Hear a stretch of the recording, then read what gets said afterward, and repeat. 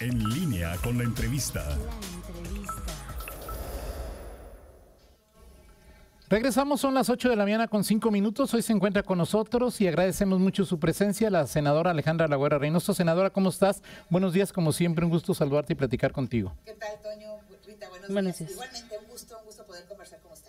Vamos a platicar acerca de un proyecto que se llama Embajadas de Paz. ¿En qué consiste y por qué lo estás promoviendo y proyectando, Alejandra? Fíjate, este proyecto lo arrancamos desde el mes de marzo y empezamos primeramente con foros municipales, invitando a los diferentes sectores de la sociedad, iniciativa privada, medios de comunicación, iglesias, asociaciones y fundaciones y el sector académico, para poder presentar el proyecto que es de construcción de paz positiva. La paz positiva se mide en el mundo. ¿Y qué es lo que sucede? México ocupa el lugar 137 de 162 países. Somos de los países menos pacíficos. Ajá. Y Guanajuato está entre los 6 estados menos pacíficos del país. Y que la paz tiene que ver con, no solamente es la ausencia de violencia, es la paz negativa, el que no haya conflictos, el que no haya violencia, pero la paz positiva es actitudes, comportamientos que ayuden a recuperar la paz, a crear las condiciones sociales y que hoy precisamente es el Día Internacional de la Paz, o es el Día de la Paz.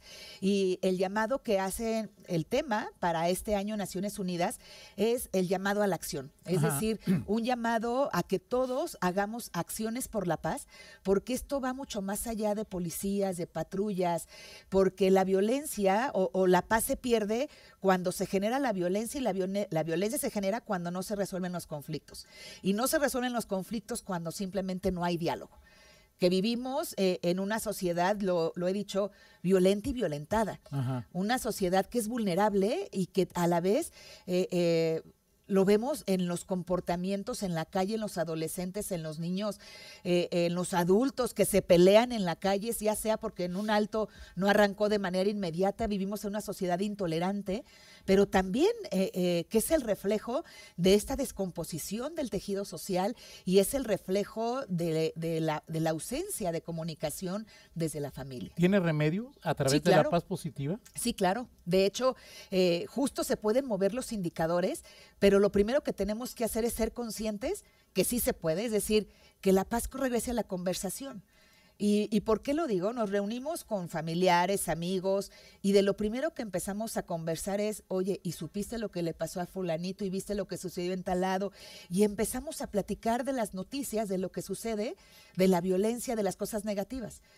Y pocas veces nos detenemos a identificar aquellas cosas positivas que pueden generar además un ambiente diferente y que estamos viviendo a la defensiva con intolerancia, y que si a esto le sumas también lo que venimos cargando, el estrés, la salud mental, nos hace una sociedad que reaccionamos. Entonces, ¿tiene remedio? Sí. Pero ¿cómo tiene? O sea, es decir, me estaba acordando ahorita, generalmente cuando nos reunimos con amigos, sí. Y incluso hay una frase que dice, good news, no news, ¿no? O sea, es decir, si no hay noticias, son buenas noticias, pero las noticias son generalmente malas noticias. ¿Cómo construir esto? Porque no llegamos a esto como somos hoy, de ayer. No, tardó años.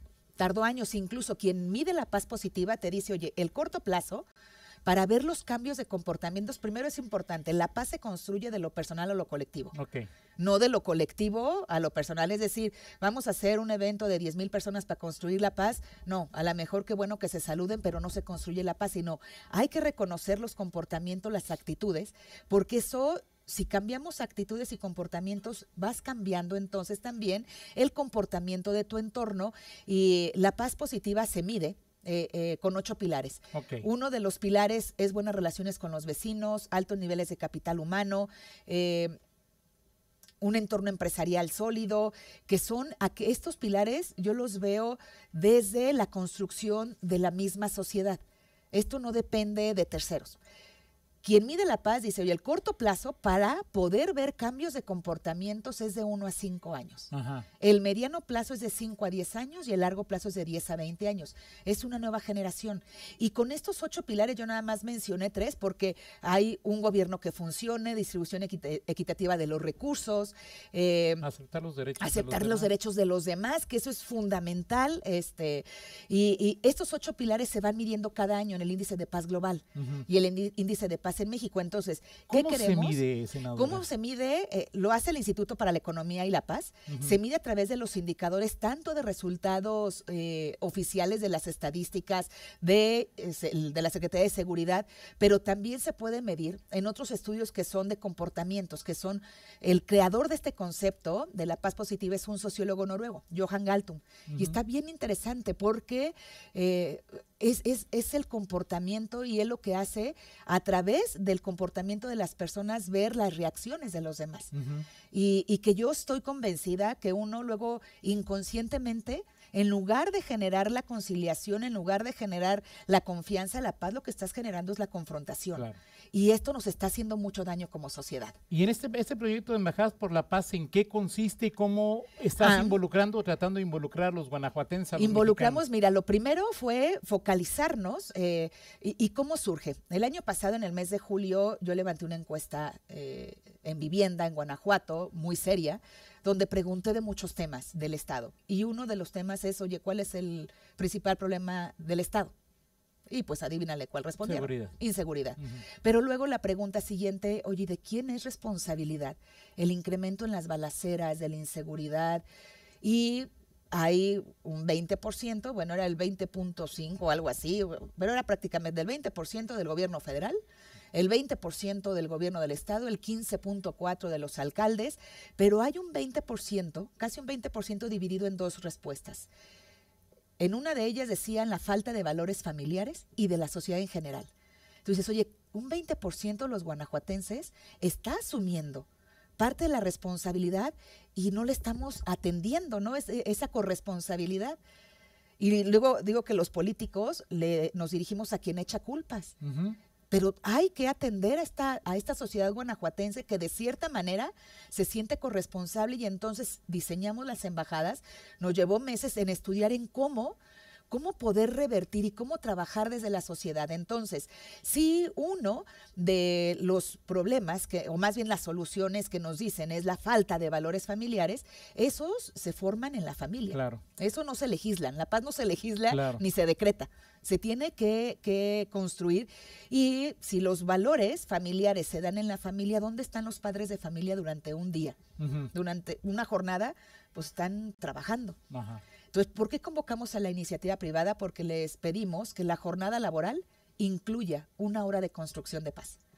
1 hora a la semana, 2 horas cada 15 días. Y en ese tiempo, ¿qué se hace? Hablarles de cosas positivas, hablarles de la paz. Hay un taller que diseñamos en donde las habilidades, hay 2 habilidades que hemos perdido la costumbre de aplicarlas, que es la comunicación asertiva y la resolución de conflictos. Lo que decía al principio, si resolvemos un conflicto, evitamos la violencia. Y si se evita la violencia, entonces se puede procurar la paz. Y en esta comunicación asertiva se les da el taller de qué es la comunicación asertiva, cómo resolver el conflicto, cómo establecer el diálogo desde la familia hasta el entorno laboral, pero también con los vecinos. Entonces, por eso lo focalizamos desde el espacio laboral, pero también, ¿por qué convocamos a las iglesias? Porque en todos los espacios se puede construir paz. Y nosotros les podemos proporcionar tanto el manual del articulador que desarrollamos o la capacitación para que en esa catequesis, en ese grupo apostolado, dentro de las charlas que dan, puedan incluir el tema de la construcción de paz y de las habilidades para construir la paz. Con las escuelas en las que hemos estado invitando también a los alumnos, al cuerpo educativo, porque la paz, lo he dicho, se construye desde todos los espacios. Desde la familia, el aula, el espacio laboral, con los vecinos, y desde la iglesia y desde todos los sectores tenemos que, yo le llamo el nado sincronizado. No se trata de dejar de hacer, sino de que podamos llegar a la meta si ¿Tienes esperanza de que esto funciona? Porque luego cuando hay el esquema del sé que no sé, no sé que sé y no sé que no sé, me parece que estamos metidos en este tema, es que no sé que no sé. No, hay valores, o sea, yo transmito mis valores familiares, pero a lo mejor mi valor fundamental es hijo, hija, la lana es primero, o sea, es decir, los valores que luego como persona tienes a lo mejor no son los valores que hoy requiere la sociedad para construir una paz positiva. Pero te voy a decir, es que no se trata de imponer los valores. Lo que se trata primero es de llegar a la reflexión de cómo está siendo el diálogo con tu familia. Si lo hay. Si lo hay, es eso, es justo, le diste en el punto, porque es recuperar el diálogo te va a llevar a evitar el conflicto. Pero si no dialogamos, pues entonces ahora hay conflictos al interior de la familia, en la sociedad. ¿Por qué? Porque perdimos la costumbre de platicar. Y te comparto rápidamente una experiencia, recuerdo en Celaya, platicando con líderes de las colonias de lo que era la paz y las acciones, y les decía, miren, hoy en la tarde o en la noche cuando lleguen a sus casas, esperan a que lleguen todos los integrantes, la esposa, los hijos o el esposo, los hermanos, van a dejar los teléfonos a un lado y van a empezar a preguntarse, oye, ¿cómo estás? Oye, ¿cómo te fue en la escuela? ¿Cómo está Pepe, tu amigo? Oye, pregúntenle sobre el entorno, ¿cuál se imaginan que sea la respuesta de sus hijos, ¿no? Primero como... Claro, digo, ¿de cuál fumaste, no? Exacto. ¿De cuál fumaste? ¿Por qué? Pues porque ya se perdió la costumbre de platicar, incluso hasta de preguntar, oye, ¿cómo estás? ¿Cómo te fue? Claro. Cosas tan sencillas que parecieran que insignificantes, ahí empieza la construcción de paz, en recuperar esta capacidad de diálogo, en que conozcas a los vecinos, en que puedas convivir con los vecinos, en que puedas hacer actividades comunitarias, en que salgamos del rincón en el que estamos encerrados todos. Pero se requiere decisión. Se requiere, o sea, se requiere que quiera. Querer hacerlo, Exacto. Querer hacerlo. Y me decías que si tengo la esperanza de que claro, o sea, esto no es a corto plazo, no es a corto plazo, o sea, es mínimo 5 años para poder identificar cambios de comportamiento y además para poder entre capacitar, hacer las reflexiones con todos los sectores, pero hay que entrarle, en algún momento se tiene que empezar, porque lo decías muy bien, ¿cuántos años nos tardó la descomposición del tejido? Claro. Ni cuenta décadas, nos dimos. No, ni cuenta. Décadas. Bueno, pues el mismo tiempo nos va a emplear en poder reconstruirlo y hacerlo desde un espacio ciudadano. Vamos a ir a una pausa. Al regresar te dejo un tema sobre la mesa, Alejandra Guerra Reynoso, senadora. Es en León y en Guanajuato, lo que hoy vivimos, lo que hoy somos, es campo fértil para estas embajadas de la paz, para esta paz positiva. Y dos, bueno, ya hablaremos entonces del tema de... Ya tienes tu pregunta para la encuesta de la candidatura a gobernadora y a ver, nos platicas también de eso, por favor. Vamos a la pausa y regresamos. Síguenos en Twitter, @_en línea. Regresamos, son en este momento las 8:20, seguimos en esta charla con la senadora Alejandra Lagüera Reynoso, hablamos sobre paz positiva, hablamos sobre embajadas de la paz y te preguntaba, senadora, si León, Guanajuato, es campo fértil para este proyecto de construir paz positiva a través de las embajadas de la paz. Fíjate que definitivamente lo es, porque hay esta sensibilidad y en los foros que ya realizamos, que de arranque dijimos vamos a ubicar los 10 municipios con el mayor número de empresas y los 10 municipios con el mayor número de habitantes y eso nos dio 15. Y entonces empezamos a través de esos 15 municipios a convocar a los principales sectores de la sociedad, a los súper importante, yo digo a los patrones. ¿Por qué? Porque sí tenemos que incorporar en el horario laboral la construcción de paz. Tenemos que incorporar en la escuela la construcción de paz. Y que además, te pongo el ejemplo, San José Iturbide, pues es un municipio que tiene menos de 100,000 habitantes, pero tiene como 50,000 empleos. Y entonces a San José Iturbide van a trabajar toda la región del noreste, de Santa Catarina, Tierra Blanca, de Jichú, de las comunidades, y entonces por eso es importante San José Iturbide. No más allá del número de habitantes, sino porque es el epicentro de una región y nos hemos encontrado con muy buena voluntad, con la sensibilidad y la disposición. Tenemos registradas, porque en las embajadas uno es las 10,000 acciones, porque hoy es Día Mundial de la Paz. Así es. Hay que decirlo porque hoy es Día Mundial de la Paz, el llamado que hace Naciones Unidas es a la acción. Las 10,000 acciones le pedimos a todas las sociedades, una, por mínima que parezca, que la puedan hacer. Les invitamos a visitar la página de embajadasdepaz.mx y ahí vienen las 10,000 acciones, pero también está el distintivo de la empresa embajadora de paz. y que esto en colaboración con el IECA, que es quien certifica, ya tenemos a más de 160 empresas registradas. ¿Y esto qué quiere decir? Que hay que pasar por la certificación con diferentes indicadores, pero también en la capacitación de su personal. Claro. Incluso la empresa puede llegar a tener dentro del organigrama el área de construcción de paz, que es un área de escucha, de diálogo, de convivencia, de saber en qué condiciones viven sus trabajadores, sus colaboradores, de saber si pueden ayudar en los niveles de capital humano. Entonces, pero además tenemos asociaciones civiles que ya se han aliado, digamos, yo le llamo socios de causa, más de 100 asociaciones civiles. Reunimos a más de 100 productores del campo. Y no sabes la respuesta tan buena, porque en el campo también hay violencia, ¿no? Claro, o sea, esto no está pensado solamente en la nave industrial donde podemos ir a capacitar, no. Es cómo le entramos a través del campo y con toda la disposición los patrones, qué es lo que tienen que hacer, por ejemplo, en el campo, qué es lo que se les pidió. Le tienen que pagar, como ahí les pagan a destajo, esa hora que dejen de trabajar, se la tienen que pagar. Okay. Y en esa hora nosotros entramos a dar la reflexión, la plática, el taller de construcción de paz. Entonces, yo sé que es poco a poco, pero sí hay muy buena sensibilidad. Y, por ejemplo, en una reunión que hubo en Puerto Interior con los representantes, le llaman de desarrollo de talentos, de las empresas que además son empresas transnacionales, la gran mayoría.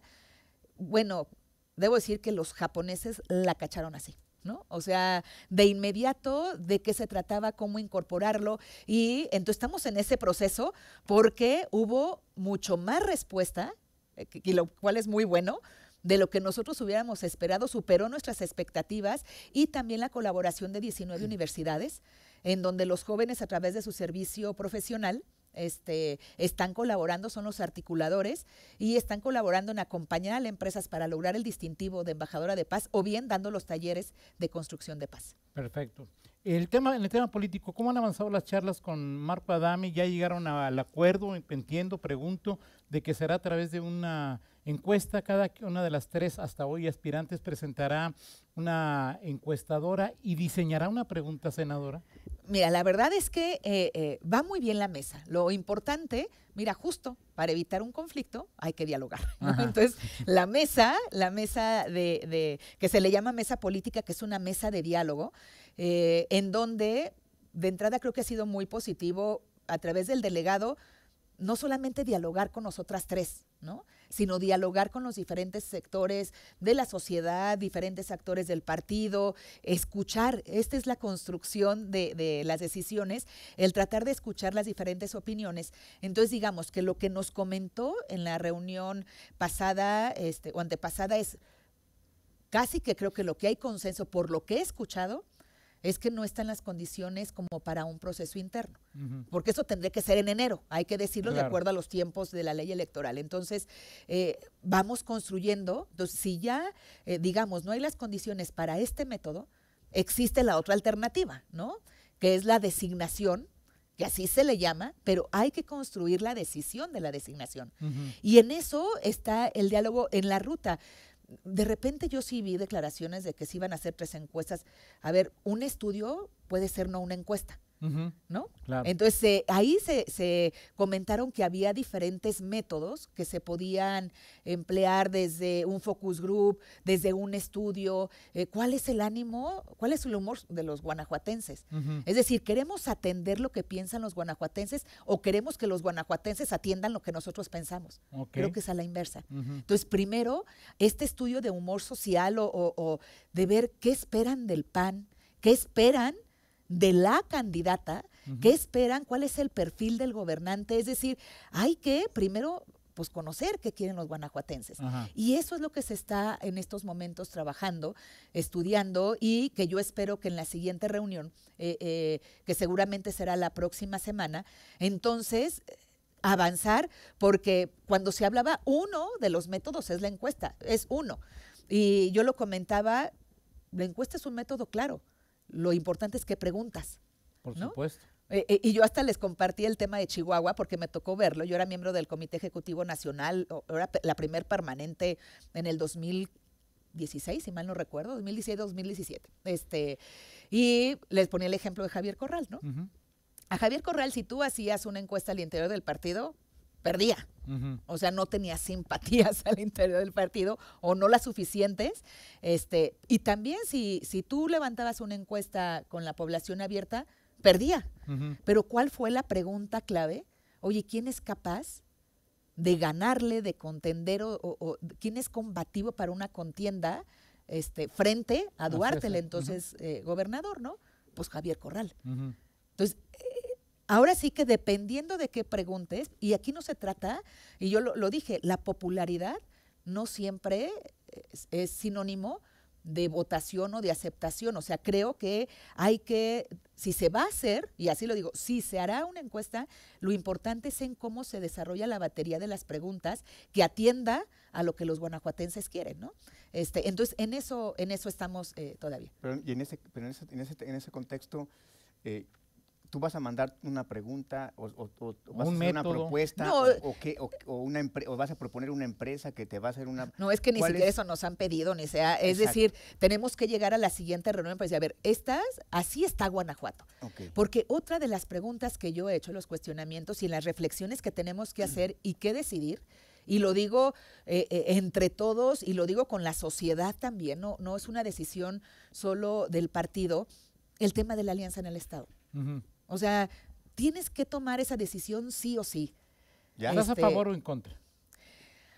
Yo quisiera escuchar a los guanajuatenses. Yo te puedo dar razones para estar a favor y te puedo dar razones para estar en contra, ¿no?